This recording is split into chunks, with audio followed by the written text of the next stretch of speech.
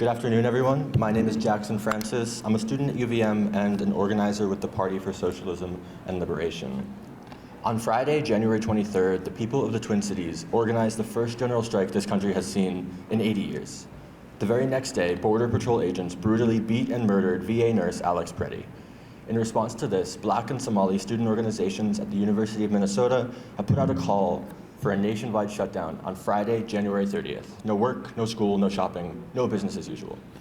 Students at the University of Vermont and Champlain College will be walking out at 2 p.m. There'll be a rally at Burlington City Hall at 3. I implore the people of Vermont, call out from work this Friday, close your businesses in solidarity, withhold your labor and your dollar, talk to your neighbors and your coworkers. For students, especially high school students, your Black and Somali peers in Minneapolis are asking you to stage a walkout. We are in solidarity with Minnesota while it is occupied with ICE, not only because it is our moral duty, but because we believe we have the power to shut the system down and build a better future.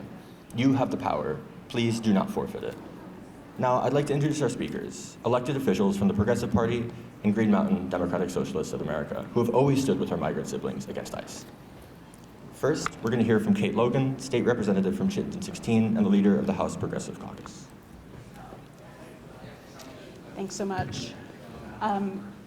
I've heard folks say that these are unprecedented times.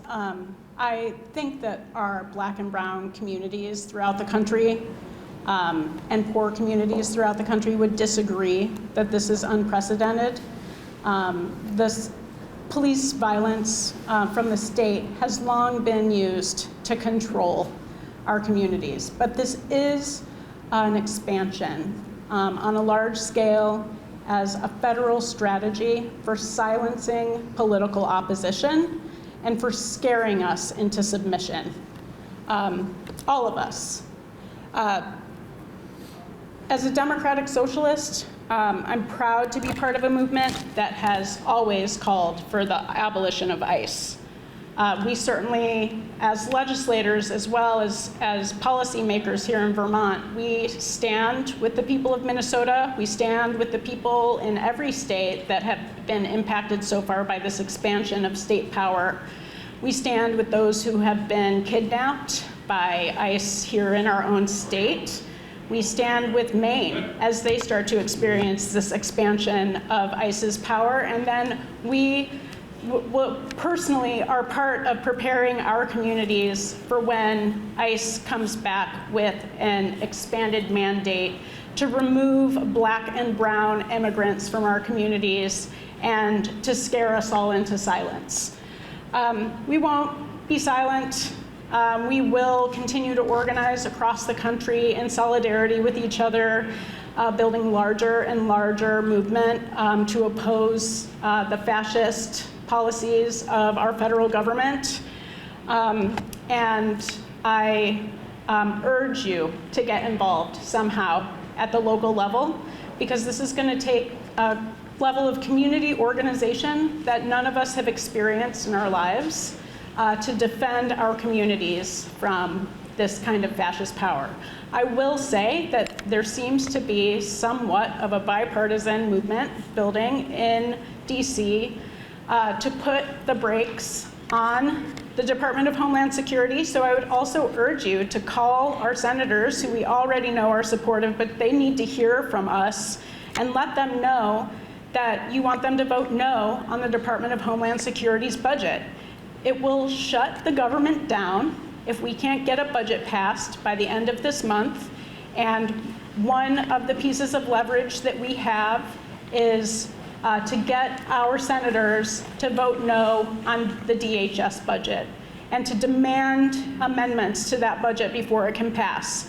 Again, this may shut our government down again, and so we need to prepare our communities and be ready to support folks who depend on the federal government for their very survival day to day. So it's a sacrifice that our communities have to make to protect each other right now. So there's no better time. Call your senators, but also get involved locally to make sure that we're supporting each other street by street, block by block, community by community throughout the entire state, so that none of our neighbors are kidnapped or killed by those who are trying to silence us and with some strange mission to eliminate immigration to our country. It's a horrible moment, but it is something that we could have expected to come for years. There are many of us who are saying that that's the path that we were on. We're finally here, and it's time for us to fight back. Thank you, Kate. Now I'm going to read a statement from Jean Bergman, the Burlington City Councilor for Ward 2, who could not be here in person today. Many of us quote the German anti-Nazi pastor Martin Niemöller. First, they came for the socialists, when speaking of our collective need as a people to resist the oppression coming out of Trump's administration and the MAGA movement and funders that fan its flames. But what some don't know is that Niemöller was a supporter of Hitler and the Nazi regime, including its legal system of extermination and expropriation of Jews and other people, both inside and outside Germany, until his arrest in 1937. He came to his insights after seeing the horrors that his own actions and inactions helped cause, horrors he was complicit in causing. We stand at an eerily similar moment. What is happening in Minneapolis is a microcosm of what has, is, and will happen throughout the country and the world if we, the people, humanity, don't stop it. One means to stop is withholding the consent we provide by participating in the normal conduct of business. In a word, a shutdown. Striking is not easy. It is not without risk. It can be scary and may not be possible for everyone, but it is one big way to exercise power. Along with other actions, it is part of a nonviolent resistance struggle that Gandhi and Dr. King showed can bring down tyranny like imperial rule and apartheid. I support the call for a January 30th shutdown and will concentrate my work that day on building resistance to tyranny and promoting the other world that we know is possible, one where justice rolls down like waters and righteousness like a mighty stream. If you are able, I hope you can too. We will overcome. Now, I'd like to invite Tanya Wachowski, State Senator for Chittenden Central. Thank you. At this moment, people are under siege. They're under siege in Minnesota, they're under siege in Maine, and for some, they've been under siege across our country for their whole lives. Our democracy is in peril. As the federal government continues its reign of terror across cities and towns, people continue to be kidnapped and disappeared without due process. The violence is escalating as we watch person after person being executed in the streets. The danger of authoritarian fascism is real, and it is here. We are all in peril. As Councilor Bergman quoted, I too was going to remind us that during the Nazi regime, we learned that first they came for the socialists. Right now it's the immigrants, and it's time that we stand up because we know the rest of the poem. The time is right now to stand up and say enough. Before today, many knew the threat and reality of state-sanctioned violence. We ignored them, and so that threat kept growing. If we don't stand up now, it will keep spreading. Solidarity with Minnesota, with Maine, with Oregon, with Los Angeles, with Chicago. We know that this is not going to stop on its own. We know that rallies and asking nicely hasn't stopped or even slowed things down. These rallies have brought us together, but it's now past time for real resistance. And resistance disrupts the comfort and status quo of those who are doing this, of those who are allowing it, and those who are simply sitting idly and complicitly by. We, the workers, have the power to grind everything to a halt. In a capitalist system, we have the power to stop capital with our labor, to shut down the economy in a general strike. The time is right now to take action, demand justice, and take back our power and our labor until such a time as the immediate danger has ceased. After that, we must continue to fight for a better world, not simply a return to the immediate before. We must stick together beyond this most recent crisis and demand a system that terrorizes no one, that values the lives of all and addresses the very real root causes that led us right here. This display of authoritarianism did not just appear from nowhere. It has been growing for decades.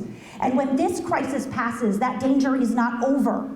I stand today firmly in solidarity with my siblings in Minnesota, my siblings in Maine, and my siblings across the globe who are fighting for their freedom from tyranny and the liberation of all of us.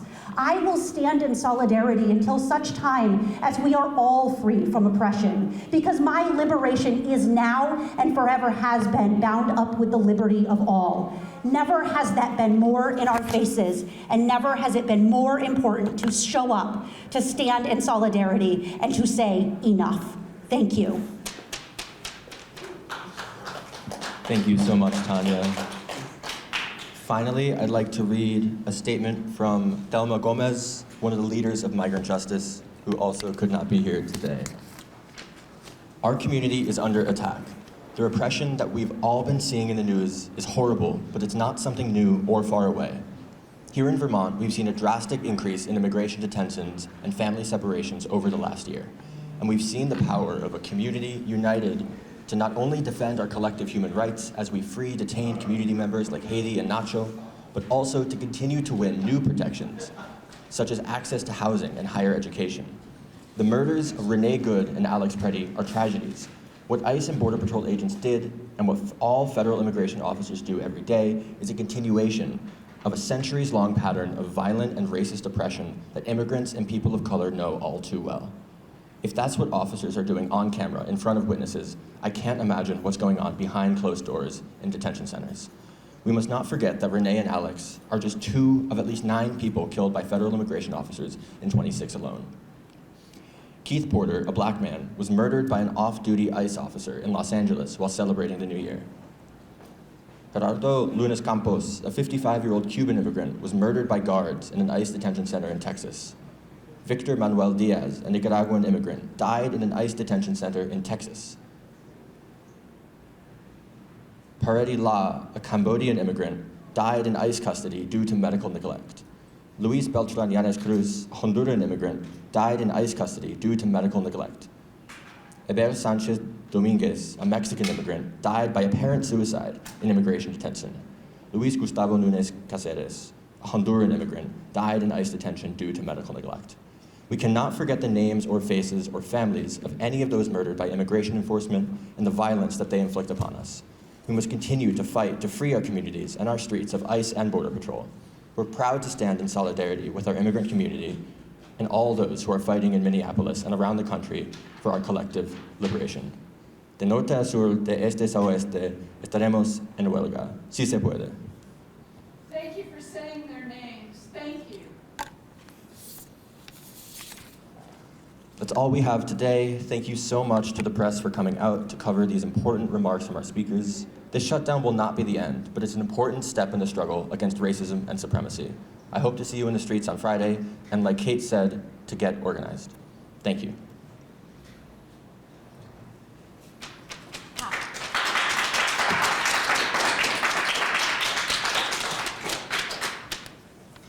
Does anybody have questions? We're happy to take them if they do.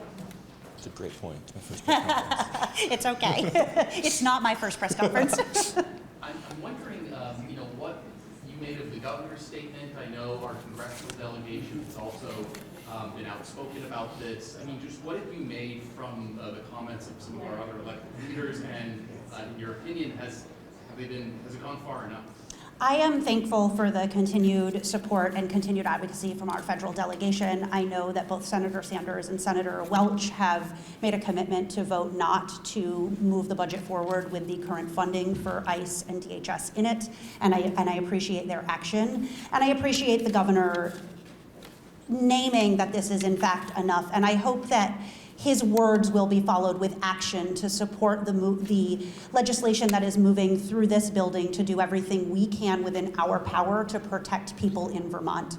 I know that we didn't always see eye to eye last year in trying to do what we can to protect Vermonters from ICE and from the very real threats in front of us. And I know I myself and many of my colleagues in the Senate and my colleagues in the House have worked over the off session to find everything we can do to thread the needle of what we are able to do that is protective and defensible. And I hope the governor will partner with us to put his words into action to protect Vermonters. So, one question for me. This is about kind of the seemingly growing movement to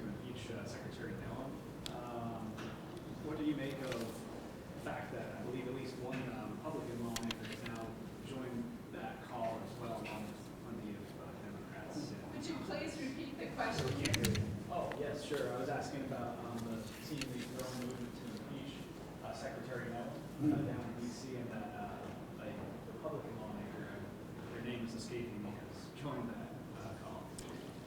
Given the partisan divides that we have seen in Washington, I think that it is a huge sign of how much this has escalated, that there seems to be breakaway from that, strictly held to Republicans voting for Republican things. It's going to take more than one, but I do think it speaks to how much this has crossed the line of what we're used to seeing. And I think the points are well taken, and certainly tried to make in my own remarks, that there are plenty members of our country that this is not unprecedented for, but seeing it spill out into the streets and impact upper middle class white people, I think has really made people pay attention. And I hope that we are able to continue moving forward, like I said, addressing this immediate crisis, but also addressing the underlying problems that were there long before this moment. But I do think the cracks are showing that this has apparently maybe a bridge too far.